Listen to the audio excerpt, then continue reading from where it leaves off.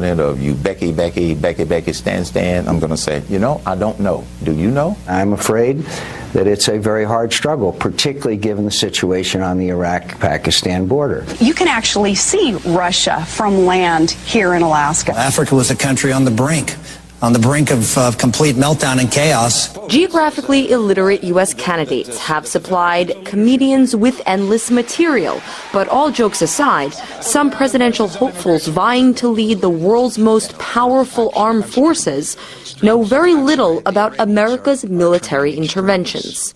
So you agreed with President Obama on Libya or not? Okay, Libya. Forming a cohesive sentence on geopolitics can be a struggle. I do not agree with the way he handled it for the following reason. No, that's a different one. Differentiating between friends and enemies, also a challenge. Obviously, got to stand with our North Korean allies. In the case of Republican candidate Mitt Romney, mixing up presidents and prime ministers can be common. I think President Putin represents a real threat to the stability and peace of the world. The overarching ignorance on international affairs has caused American political commentator Bill Maher to conclude, I think anybody could be president in this dumb country. Okay. Sort of like at this point now, where I think if you're going to be, when you register to be a candidate, you also have to go take a test about foreign affairs. And if you fail the test, we might get you one chance to take it again. And then I'm saying, sorry, go run, for city council in your little town in Alaska. If a country with the world's highest national GDP is being represented by politicians with a deficit on international affairs, the biggest consequence is likely to be America's credibility around the world. And even who we target. And let me finish with this. I get lost in a blizzard of words there. This is where it gets really dangerous for the United States of America. It's like, wait a minute, how could they possibly be right about terrorism? How could they be right about North Korea? How could they be right about Iran's so-called nuclear program when their candidate doesn't even know that there's a North and South Korea? I think the U.S. is lying. And so then the world has this very paranoid view of the United States because of the candidates not understanding basic facts. Or understanding basic principles of international law, which unequivocally prohibit torture. If I were president, I would be willing to use waterboarding. I think it was very effective. It gained information for our country. The consistent streak of foreign policy blunders made by U.S. presidential hopefuls is quite humorous, but it could also be considered a national tragedy if most candidates campaigning to be leader of the so-called free world simply don't know enough about the world outside of America's borders. Marina Portnaya, RT, New York.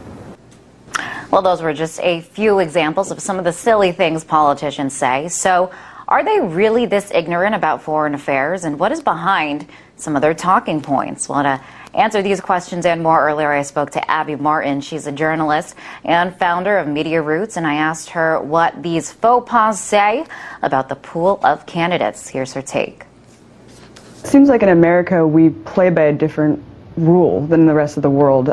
Here we like to develop personalities behind candidates where people can relate to a candidate. Oh, I want to have a beer with this person. Well, I don't want to have a beer with the President of the United States. I'd like just him to know what he's talking about. So it makes me feel really uncomfortable and embarrassed, and I think a lot of other critical thinking people in this country feel the same way. I think they're just trying too hard to relate to middle America and to relate to people when really they should be focusing on their knowledge of the world and foreign affairs. And if that's what they're trying to do, portray themselves as a candidate that, hey, we're one of you come out with a beer for me, come out and have a beer with me. I mean, does that then affect their talking points and what kinds of things they choose to discuss? Maybe if it's not the most important or relevant thing or most pressing issues in our country today, that maybe they'll be more willing, especially to appeal to the conservative base. Is that something that is affecting the dialogue and the things that they're choosing to discuss? Yeah, I think it really dumbs down the state of political discourse. You see, we talked about in a previous interview, but focusing on issues like gay rights and abortion, really divisive issues, instead of relevant issues like the military-industrial complex, the endless wars, these kind of things, it dumbs down the debate. And what's strange to me, though, is how are these players even relevant?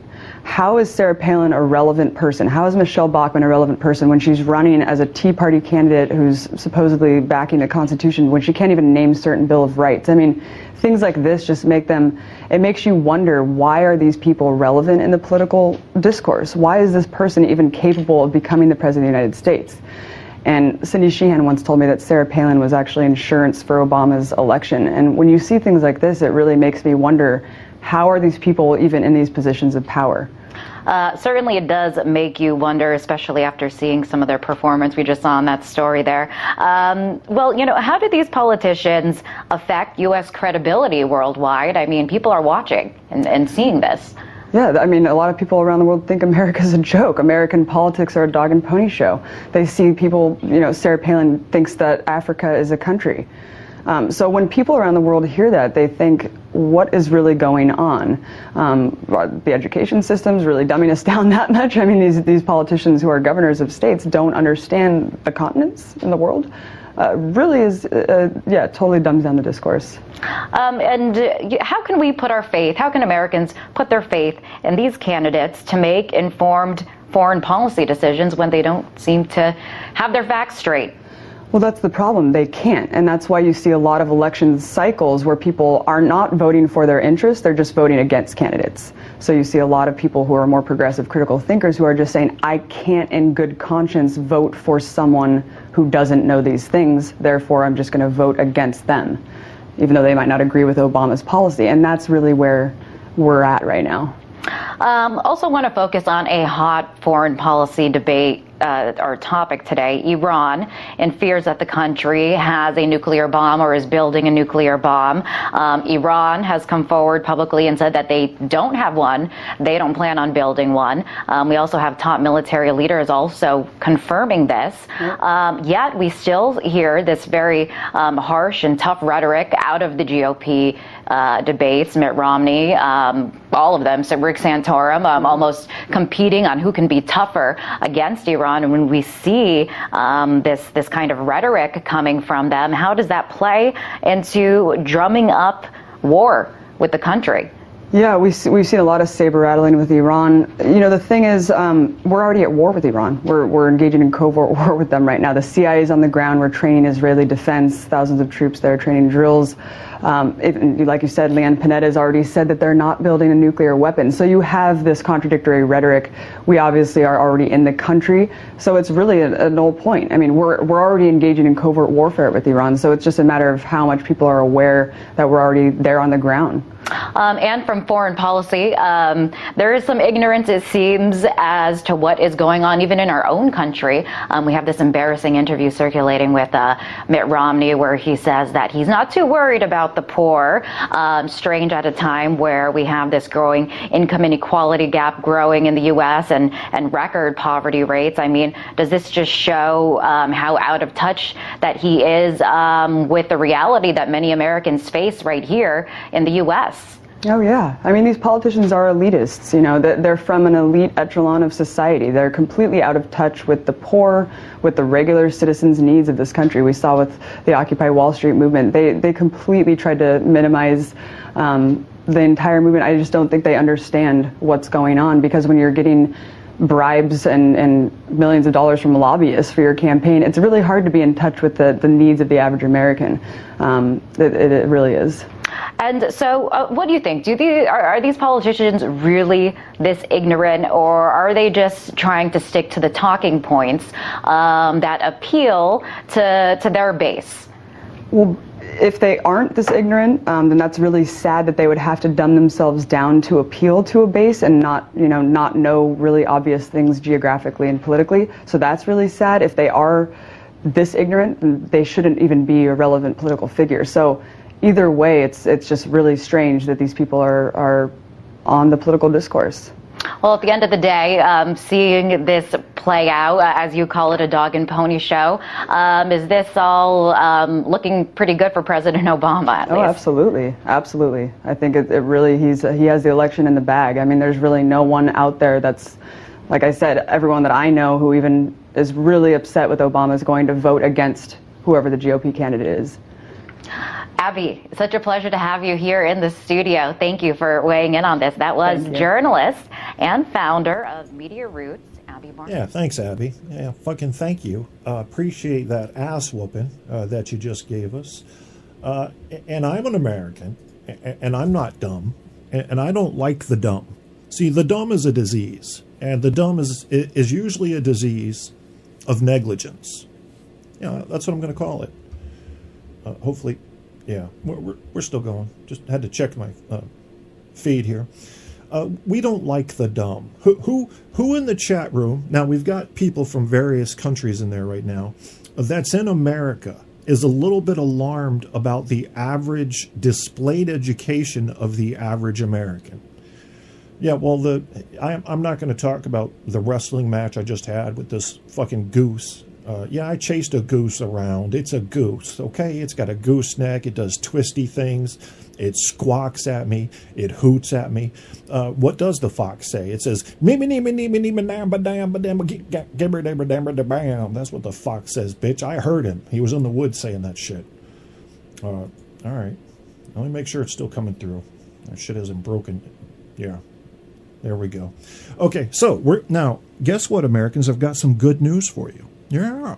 And for the rest of you guys that are my international friends and comrades, don't even try to reach it. Oh my God, Kevin's a communist. He just said motherfucking comrades. He wears a shirt that says Ovechkin. Ovechkin is a Russian. He's a communist. He one of them filthy communists. We can't have that going on. No, my friends, I am not a communist. I very much like my current government and my current country, and if I didn't, I wouldn't be here. Yeah, wouldn't be here.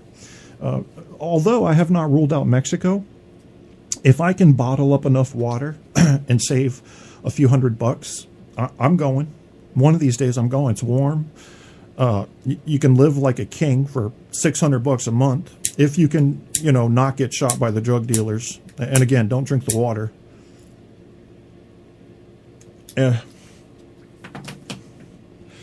Yep, I'm a capitalist. I believe in people being able to excel, get wealthy, and live that American dream. Oh Lord, Blake's sharing videos. Well, let me give you the good news. Now, this is coming from a report that I can't remember if it was on Forbes or CBS or something, but stay with me here, because this is going to be a little bit of an upshot, if I may. This is what the data show about how stupid Americans are or are not. Let's go with it. Statistics that came out over the last 5 years about the low knowledge of the American people about Iraq and 9/11. On the eve of the Iraq War, only 1/3 of the American people understood that most of the world opposed our invasion. Another third thought the rest of the world was cheering us on because of all of Bush's talk about the Grand Coalition. And another third thought, it was kind of mixed out there. They didn't apparently get a clue about how the largest rallies in history were organized in Spain, in Britain, and in other places against this war. Now, how can you have a democracy that way? It's very, very difficult. We've got to come to terms with this. That's why I say it's a 10-alarm fire. When you say, how can you have a democracy? Are you really saying, are you going back to your conservative Burkean tradition? Yeah, I'm going to pause that because this is where the interview gets a little weird. And this is why we shouldn't let our elderly, beloved elders conduct interviews. We also should not allow our elders to moderate debates. Scary stuff. Once you pass 80, you be saying some dumb shit. You be having flashbacks to the war, which one doesn't matter. There were 11 in your lifetime. You be thinking you're back in 1926. And this is where this motherfucker gets a little wacko. And we'll just go with that. I mean, it's like a story within a story. See, I'm Kev. I bring you two things at once. You're getting the ice cream and the sprinkles. And the sprinkles, if I do say so. And I do. And saying, yeah. The people no, not the people yes. Yeah. What yeah. are you saying? Well, because I'm saying, you take this instrument, this beady red eye that's looking at us now, and you've said in a number of places that it's largely responsible because, in a sense, it's a surrogate for the people. You don't like the idea of cultural democracy.